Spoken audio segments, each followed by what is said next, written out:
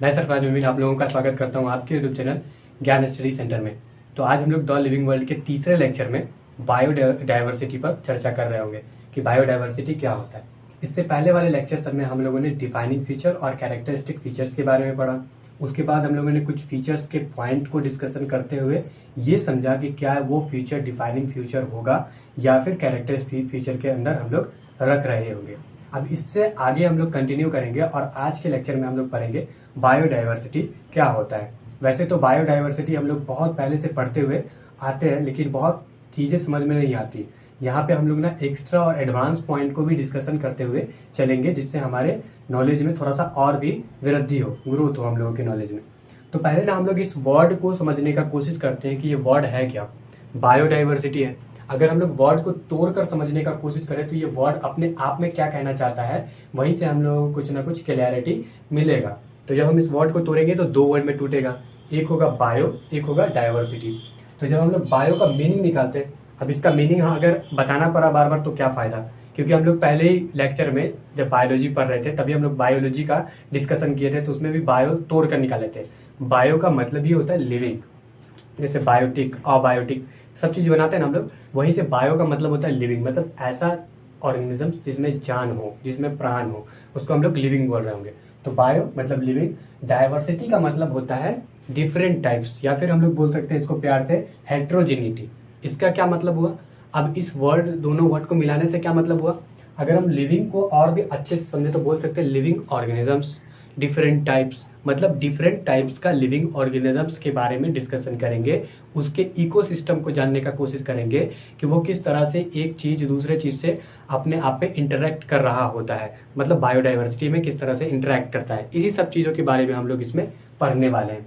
तो बायोडाइवर्सिटी तो I think clear होगा कि मतलब कि ऐसा चीज़, मतलब लिविंग और उसमें भी डिफरेंट टाइप्स ऑफ लिविंग, मतलब हम लोग different types of living organisms के बारे में पढ़ते हैं, उसके इंटरेक्शंस को पढ़ रहे होते हैं, उसके हम लोग आउटपुट्स को पढ़ रहे होते हैं, उसके सारे पॉइंट का डिस्कशन हम लोग कर रहे होते हैं जो अपने लाइफ में करता है। ठीक है, अगर हम लोग बात करें कि धरती पर कितना स्पीसीज आपको देखने को मिलता है, मतलब कितने डिफरेंट टाइप्स ऑफ ऑर्गेनिजम्स धरती पर प्रेजेंट है, अर्थ पर प्रेजेंट है, तो हम लोग जब द लिविंग वर्ल्ड का पहला ही लेक्चर कर रहे थे तभी उसमें समझे थे कि ये जो लिविंग वर्ल्ड है ये बहुत ही कॉम्प्लेक्स है। कॉम्प्लेक्स बोले तो क्यों कॉम्प्लेक्स है, क्योंकि इसमें बायोडाइवर्सिटी पाई जाती है, मतलब इसमें different types of living organisms पाई जाती है।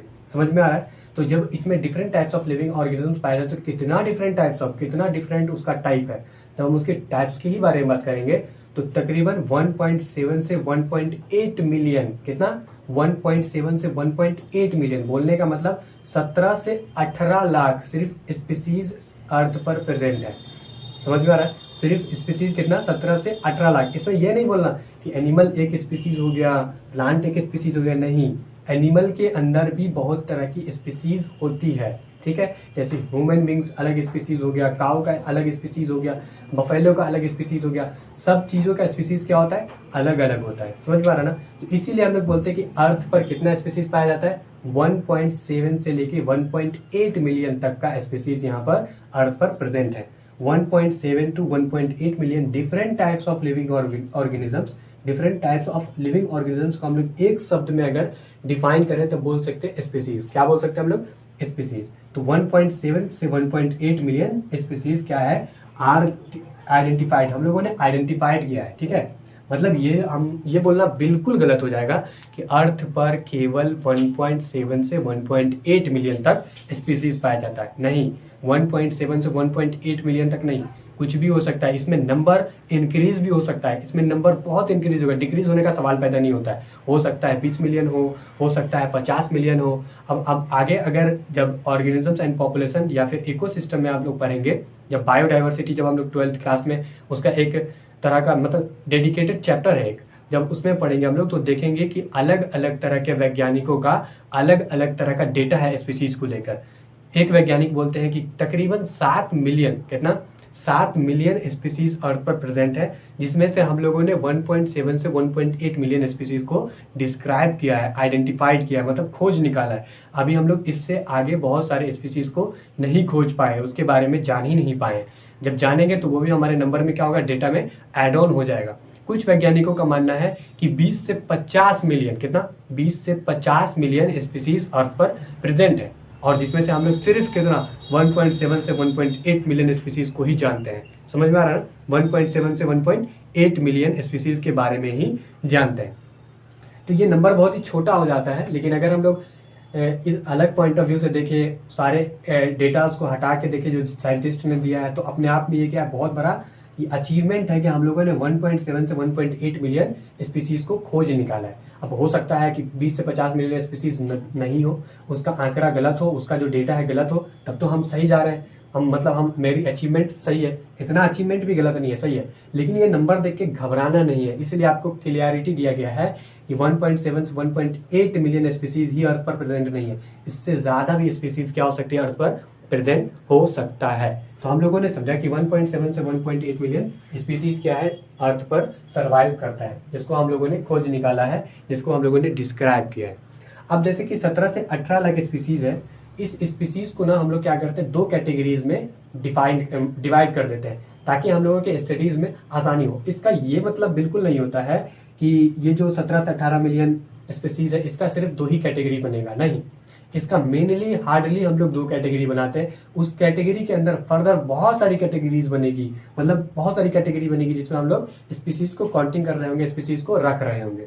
तो ये कौन सा दो कैटेगरीज है, जिसको हम लोग एक को लेते हैं एनिमल्स और एक को लेते हैं प्लांट्स। हम लोगों ने शुरू से पढ़ते हैं कि अर्थ को अगर आप लोगों को डिस्क्राइब करना है तो बोल दो एनिमल्स और प्लांट्स से मिलकर बना हुआ है, जिसमें एनिमल्स और प्लांट्स क्या करते हैं, एक सर्वाइव कर रहे होते हैं। तो एनिमल्स और प्लांट्स, जिसमें से एनिमल्स की जो संख्या होगी लगभग 12 लाख और प्लांट्स की संख्या कितनी होगी, 5 लाख होगी। इसके अलावा कुछ माइक्रोब्स भी प्रेजेंट होते हैं, जिसको हम लोग अपने आंखों से नहीं देख सकते, उसके लिए हम लोग यूज करते हैं माइक्रोस्कोप। माइक्रोस्कोप की हेल्प से हम लोग क्या करते हैं, माइक्रोब्स को क्या करते हैं, देख रहे होते हैं। तो उसको हम लोग इसमें ऐड ऑन नहीं किया, उसको हम लोग अलग से चाहें तो लिख सकते हैं कि इसी में माइक्रोब्स भी क्या होगा, माइक्रोब्स भी प्रेजेंट होगा, इस बायोडाइवर्सिटी में भाग ले रहा होगा, हिस्सा ले रहा होगा। इसमें से एनिमल्स की संख्या 12 लाख है और लगभग 5 लाख प्लांट्स है। अब हम लोग आगे बढ़े और ये समझने का कोशिश करते हैं कि क्या ये जो डेटा है, इस डेटा के आधार पे जो साइंटिस्ट अपना डेटा दे रहे हैं, क्या वो दोनों डेटा कभी जाकर एक समान हो सकता है, इसको किस लॉजिक से समझा जाए ताकि हम लोग कभी कंफ्यूज ना हो कि जो साइंटिस्ट दे रहे हैं उसके पीछे कोई लॉजिक ना हो, और वो उठे सुबह सुबह नींद से सपना देखकर और बोल दिए कि दुनिया में 20 से 50 लाख स्पीसीज पाया जाता है, इसके पीछे कुछ ना कुछ लॉजिक होगा। जैसे मान लेते हैं कि हम किसी गांव में पहले से रह रहे हैं, ठीक है, उस गांव में मेरा क्या ना कि पहले से रह रहे हैं, अब उस गांव को छोड़कर हम दूसरे जगह चले गए और फिर क्या करते हैं, उस जगह से 10 साल के बाद रिटर्न अपने गांव में आते हैं। तो हम गांव में जो पहले 10 साल पहले जो हम स्पीसीज की डिस्क्राइब किए थे, जो आइडेंटिफाइड किए थे, उसकी संख्या, और 10 साल के बाद जब हम अपने गांव में आएंगे और स्पीसीज की काउंटिंग करेंगे, आइडेंटिफाइड करेंगे, उसकी संख्या क्या सिमिलर होगा, क्या सेम हो सकता है, मे भी हो सकता है, लेकिन आपको बहुत ही ज़्यादा चांसेस है, प्रोबेबली बहुत चांस है कि आपकी संख्या में गिरावट आए या फिर संख्या में बहुत ज़्यादा बढ़ोतरी आए। क्योंकि हम लोग देखते हैं कि स्पीसीज क्या होता है ना कि बनता रहता है, मतलब स्पीसीजेशन हो रहा होता है, मतलब वहाँ पे स्पीसीज का और भी ज़्यादा से निर्माण होता है। बहुत स्पीसीज क्या होती है, आती रहती है, दुनिया में बनती रहती है, बहुत सारी स्पीसीज का मतलब बन रहा होता है, वो बनने वाले फॉर्मेशन में चल रही होती है। तो हम लोग देखते हैं कि जब 10 साल के बाद हम अपने गांव में रिटर्न आते हैं तो स्पीसीज की संख्या अचानक क्या हो जाती है, बढ़ जाती है, और हो सकता है कि स्पीसीज जो पहले से था वो कम भी हो जाए, उसका विनाश भी हो जाए, वो खत्म भी हो जाए। तो नंबर में क्या हो गया, हमेशा बढ़ता और घटता रहेगा। इसी बेसिस पे वैज्ञानिकों ने बताया, किसी वैज्ञानिक ने बोला 7 मिलियन, किसी ने बोला कि 20 से 50 मिलियन तक स्पीसीज अर्थ पर सर्वाइव करते हैं, ठीक है। अब एक और अगर पॉइंट समझा जाए तो जितना बड़ा इलाका होगा, जितना बड़ा एरिया होगा स्पीसीज को आइडेंटिफाइड करने के लिए, स्पीसीज की नंबर भी उतनी ही ज़्यादा क्या होगी, बड़ी होगी। तो with increase of area of research, जिस एरिया में हम लोग रिसर्च कर रहे होंगे स्पीसीज का, अगर उस एरिया के स्पेस में हम लोग इंक्रीज करेंगे, बढ़ोतरी करेंगे, तो क्या होने वाला है, the number of new species to be discovered increase. जो नया स्पीसीज का डिस्कवरी होने वाला है उसके नंबर में भी क्या होगा, बढ़ोतरी होगी, उसके नंबर में भी इंक्रीज आपको देखने को मिलेगा। तो बायोडाइवर्सिटी अभी सिर्फ इतना ही समझना हम लोगों को, इसमें से मेन पॉइंट सिर्फ इतना है कि 1.7 से 1.8 मिलियन तक स्पीसीज क्या होता है यहाँ अर्थ पर देखने को मिलता है, जिसमें से हम लोग दो कैटेगरीज बना लेते हैं, एक एनिमल्स का और एक प्लांट्स का। एनिमल्स की संख्या लगभग 12 लाख तक हो सकता है और प्लांट्स की संख्या 5 लाख तक हो सकता है। उसमें माइक्रोब्स को भी हम लोग क्या करेंगे, एड ऑन कर रहे होंगे। अब हम लोग बात करेंगे स्टैंडर्डाइजेशन ऑफ नेम्स के बारे में। जैसे कि अभी हम लोग बायोडाइवर्सिटी पढ़ रहे थे, जिसमें देखें कि अर्थ पर तकरीबन 1.7 से 1.8 मिलियन तक स्पीसीज पाया जाता है। अब जब इतना डाइवर्स स्पीसीज का है तो इसमें नेमिंग भी अलग अलग तरह का देखने को मिलता होगा। जैसे सेम स्पीसीज को हम लोग इंडिया में कुछ और नाम से बोले और अमेरिका में कुछ और नाम से बोले तो क्या होगा, कन्फ्यूजन क्रिएट्स होगा। मतलब कि हम लोग समझ नहीं पाएंगे। अमेरिका में जाकर अगर अपने स्पीसीज का नाम बोल रहे होंगे वहाँ पे तो समझ में ही नहीं आएगा कि किस चीज़ के बारे में बात हो रही है। समझ में आएगा वहाँ के लोगों को नहीं, वहाँ के लोगों को यहाँ के बारे में समझ में नहीं आएगा, जबकि यहाँ वो चीज़ प्रेजेंट है पहले से। रिसोर्स वहाँ जो चाहिए उसको वो मिल सकता है, मगर उसके नेम की वजह से वो चीज़ नहीं मिल पा रहा है क्योंकि वही चीज़ का नेम यहाँ दूसरा है। तो हम लोग क्या करते हैं ना, एक ऐसा नेम फिक्स करते हैं जो सारे दुनिया में, सारे ग्लोब में क्या हो, एक तरह का चलता हो। तो क्या होता है कि वर्नाकुलर नेम, जिसको हम लोग लोकल नेम बोलते हैं, ये creates confusion because they keep changing from place to place. क्या होता है, जो लोकल नेम्स होता है वो कंफ्यूजन क्रिएट्स करेगा। क्यों करेगा, क्योंकि ये प्लेस टू प्लेस, जगह से जगह क्या करता है, नाम में वेरी करता है। कुछ और जगह पे कोई और नाम होता है सेम चीज़ का, वही सेम चीज़ का दूसरे जगह पे दूसरा नाम हो जाता है। तो हम लोग वहाँ पे कंफ्यूज हो जाएंगे कि किस चीज़ के बारे में हम लोग आखिर बात कर रहे हैं। कंफ्यूजन क्रिएट्स होता है। Standardization in important so that every organisms can be known by a single name around the globe। हम लोग एक सिंगल स्पीसीज को क्या कर सकते हैं, एक सिंगल नेम से जान सकते हैं। कैसे जान सकते हैं कि अगर हम लोग एक स्पीसीज को बोलते हैं इंडिया में जिस सेम स्पीसीज का नाम लेकर, तो वो चीज़ हमको मिल जाता है। अमेरिका में भी जाके उसी स्पीसीज का नाम लेते हैं। क्यों, क्योंकि वो सारे ग्लोब में उस स्पीसीज का नाम सेम है। तो अभी हम लोगों को कंफ्यूजन क्रिएट से नहीं होगा। अमेरिका के लोग को भी समझ में आ जाएगा कि अच्छा इस स्पीसीज के बारे में बात हो रही है, इंडिया के लोगों को भी समझ में आ जाएगा कि अच्छा इस स्पीसीज के बारे में बात हो रही है। जब हम लोग इतना नाम को फिक्स कर रहे होते हैं तो कुछ ना कुछ हम लोग एक ये लेते होंगे, रेफरेंस लेते होंगे और उस रेफरेंस पर नाम को सेट करते होंगे। मतलब कुछ लोगों के हाथ में होता होगा कि अच्छा आप लोग नाम सेट करो, हम लोग इसको मानने के लिए तैयार है। जैसे कि केमिस्ट्री में जब हम लोग ऑर्गेनिक केमिस्ट्री पढ़ते हैं तो उसमें बहुत सारे कंपाउंड्स का नाम हम लोग क्या करते हैं, फिक्स करते हैं। और वो फिक्स करने के लिए एक क्या होता है, एजेंसी होता है, जिस एजेंसी का क्या नाम होता है, IUPAC, है ना। उसी के बेस पर हम लोग IUPAC रूल के आधार पे हम लोग क्या करते हैं, सारे कंपाउंड का नेमिंग कर रहे होते हैं। सेम उसी तरह से जब हम लोग बायोलॉजी में स्पीसीज का नाम देते हैं तो कुछ एजेंसियाज होती है जो इस नेम को रखने में अपना भूमिका निभाती है। जैसे कि हम लोग अगर बॉटनी मतलब पेड़ पौधा का नाम अगर देना होगा तो हम लोग क्या करते हैं ना कि ICBN एजेंसी से, ICBN एजेंसी का रूल वो क्या करते हैं वहाँ पे अपना रहे होते हैं। उस रूल के बेस पर हम लोग क्या करते हैं, कुछ प्लांट का नेमिंग कर रहे होते हैं। तो ICBN एक्चुअली में क्या, इसका फुल फॉर्म क्या है, ICBN किस चीज़ का नेमिंग कर रहा होगा, तो इसमें प्लांट्स का नेमिंग हो रहा होगा। अब इसका अगर फुल फॉर्म देखें तो समझ में आ जाएगा कि क्यों प्लांट का नेमिंग होता है। इसमें international code of botanical, botanical है तो इसमें हम लोग बोटेनिकल है तो हम लोग किस चीज़ के बारे में बात करेंगे, पेड़ पौधे के बारे में। तो इसमें किस चीज़ का नेमिंग कर रहे होंगे हम लोग, किस चीज़ का नेम फिक्स कर रहे होंगे इस वाले एजेंसी। ये एजेंसी किस चीज़ का नेमिंग फिक्स कर रहा होगा, बॉटनी मतलब कि प्लांट का नेमिंग फिक्स कर रहा होगा। तो बॉटेनिकल नोमेनक्लेचर, तो यहाँ से जो प्लांट पेड़ पौधे होते हैं उसका नोमेनक्लेचर यहाँ पे आपको इजीली होते हुए दिख जाएगा। उसके आगे जब हम लोग जीव जंतु जैसे कि कुछ ऑर्गेनिजम्स, कुछ लिविंग थिंग्स जो जिसमें जान हो, उसका अगर नेमिंग करना होगा, उस स्पीसीज का नेमिंग करना होगा, तो किस एजेंसी के रूल को हम लोग यहाँ पे एकोमोडेट कर रहे होंगे। तो यहाँ पे जो एकोमोडेट करते हैं हम लोग ICZN का हम लोग यूज़ कर रहे होते हैं। ICZN के रूल को हम लोग यहाँ पे अप्लाई कर रहे होते हैं। ICZN का फुल फॉर्म क्या है, तो इंटरनेशनल कोड ऑफ जूलॉजिकल। इसमें जूलॉजिकल है मतलब हम लोग सिंपल है कि इसमें जूलॉजी मतलब लिविंग थिंग्स के नेमिंग को हम लोग यहाँ पे बना रहे होंगे, लिविंग थिंग्स का नेम यहाँ पे दे रहे होंगे। आगे बढ़े तो एक और होता है ICNB। अब ये क्या है ICNB, जैसे कि हम लोग प्लांट और मतलब कि लिविंग थिंग्स, प्लांट और एनिमल्स के नेमिंग के बाद हम लोग एक और चीज़ देखते हैं, माइक्रोब्स, जिसको हम लोग बैक्टीरिया भी अगर बोले तो कोई गलत नहीं होगा। बैक्टीरिया का नेमिंग करना होगा तो उसके लिए भी कुछ एजेंसी होती होगी जो जिसका रूल हम लोग यूज़ करके कुछ बैक्टीरियाज का नेम दे रहे होंगे। अब इस एजेंसी का क्या नाम है, तो इस एजेंसी का नाम है ICNB। इसका फुल फॉर्म क्या होता है, इंटरनेशनल कोड ऑफ नोमेनक्लेचर। यहाँ पहले नोमेनक्लेचर आ गया, code of nomenclature of bacteria. तो यहाँ पे हम लोग जो नोमेनक्लेचर करेंगे वो हम लोग बैक्टीरिया का नोमेनक्लेचर करते हुए आगे बढ़ेंगे। आगे एक और एजेंसी है जिसका नाम है ICNCP, ठीक है। इसका फुल फॉर्म क्या होता है?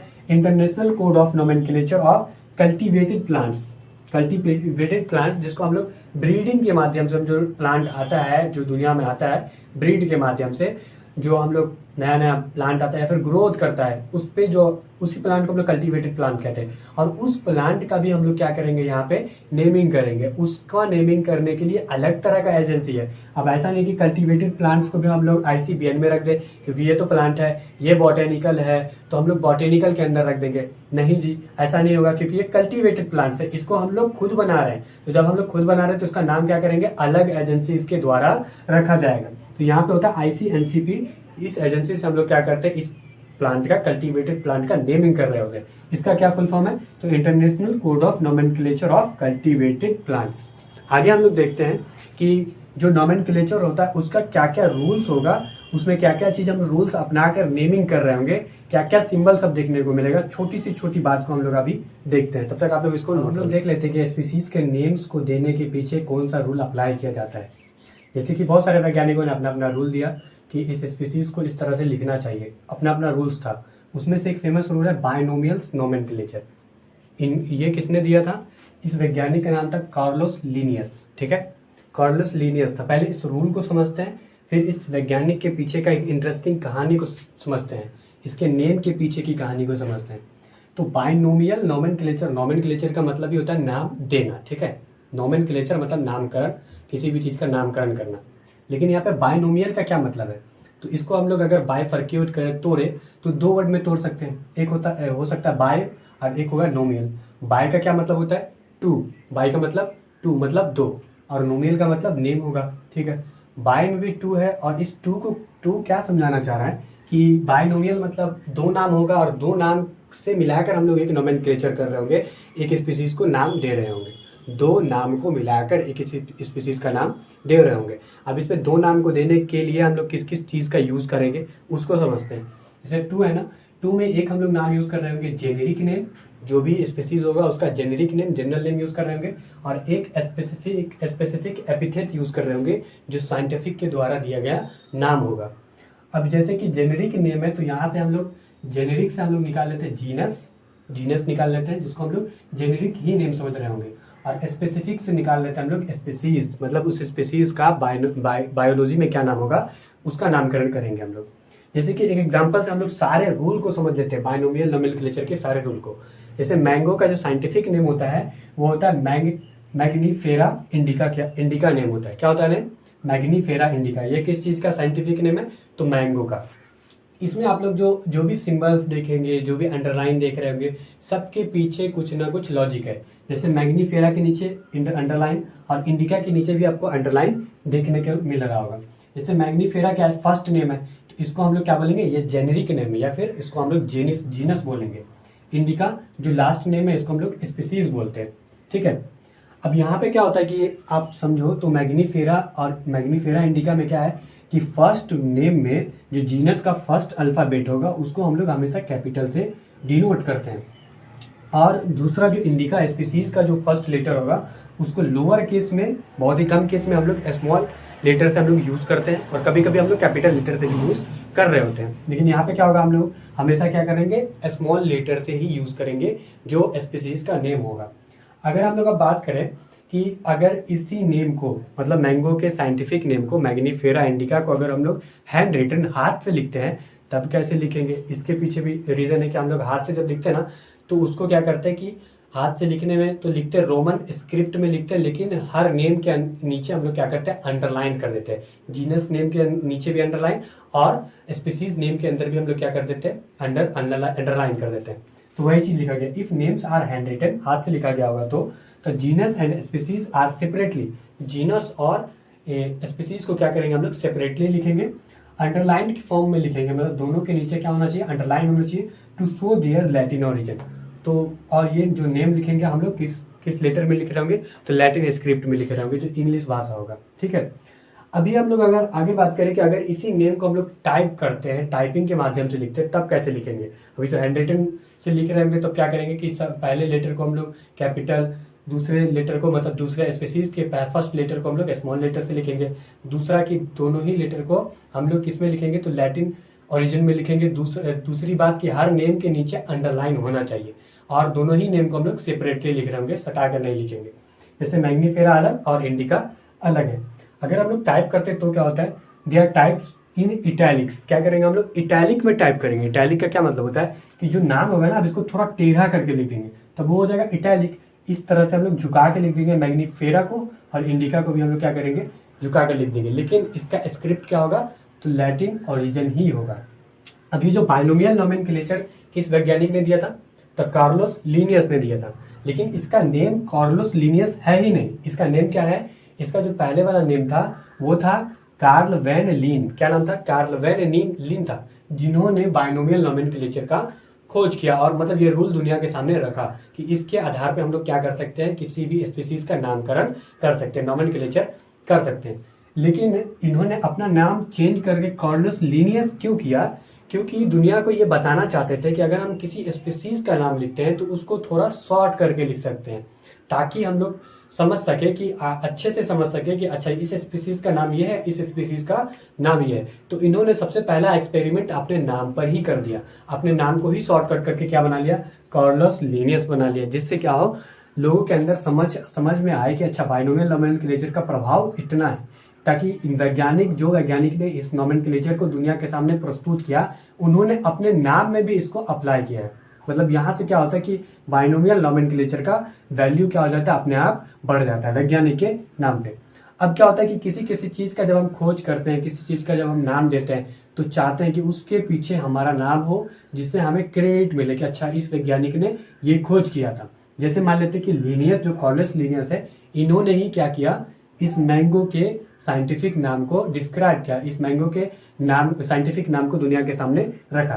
तो जो कार्ल वैन लिनियस थे, वो चाहेंगे कि इस नाम में जो साइंटिफिक नेम है मैंगो का, इस नेम में मेरा नेम भी जुड़ना चाहिए, बिल्कुल चाहेंगे। तो हम लोग क्या करते हैं, जोड़ते हैं। लेकिन जोड़ते क्या है कि जब किसी भी स्पीसीज का या फिर किसी भी चीज़ का जब हम नाम लेंगे तो उसको लिखेंगे पूरा बाइनोमियल नोमेनक्लेचर के आधार पर ही। लेकिन जब हम लोग साइंटिफिक नेम लिखते हैं तो साइंटिफिक नेम को तो लिखेंगे, लेकिन उसमें कोई अंडरलाइन नहीं होगा। जैसे मैग्नीफेरा इंडिका है, तो मैग्नीफेरा में भी अंडरलाइन देखने को मिला, इंडिका में भी देखने को मिला, लेकिन लीन में देखने को नहीं मिला, जो कि एक वैज्ञानिक का नाम है। उस लीन के अंदर कोई भी अंडरलाइन नहीं है। अब ये जो लीन है, सिर्फ लीन नाम नहीं है, इसका नाम क्या था, कार्लोस लिनियस था। यहाँ से हम लोग क्या किए, थोड़ा सा इसको शॉर्ट बनाए, छोटा बनाए, जिसको हम लोग बोलते हैं एब्रीविएटेड शॉर्ट फॉर्म में हम लोग लिख सकते हैं। एब्रीविएटेड फॉर्म में लिखना है साइंटिस्ट का नाम। दूसरा, उसको नॉन इटैलिक जब हम लोग टाइप भी करेंगे तो उसको इटैलिक फॉर्म में हम लोग नहीं लिखेंगे, उसको हम लोग सीधा ही लिखेंगे जैसे हम लोग लिखते हैं, मतलब जनरली जैसे लिखते हैं वैसा ही लिख देंगे उसको। लेकिन जब हम लोग मैग्नीफेरा और इंडिका मतलब कि किसी स्पीसीज का नाम लिखेंगे तो उसको हम लोग इटैलिक फॉर्म में लिखेंगे। और दूसरी बात, सबसे इम्पोर्टेंट बात, कि हम लोग साइंटिस्ट के नेम के नीचे हम लोग कोई अंडरलाइन नहीं करेंगे। तो आज के लेक्चर में हम लोगों ने बायोडाइवर्सिटी पर पूरा चर्चा किया। फिर बाद में देखा कि स्पीसीज जो इतना डाइवर्स है पूरे वर्ल्ड में, उसका नेमिंग भी करना होता है। तो उसके पीछे हम लोग नोमेनक्लेचर के रूल्स को समझा, जिस रूल में हम लोगों ने स्पेशल एक बाइनोमियल रूल को समझने का कोशिश किया। जिस रूल को कार्लोस लिन ने दिया था, उसके सारे रूल को समझते हुए मैंगो के साइंटिफिक नेम के बेस पे सारे रूल को हम लोगों ने समझ लिया। तो आज के लिए बस इतना ही, धन्यवाद।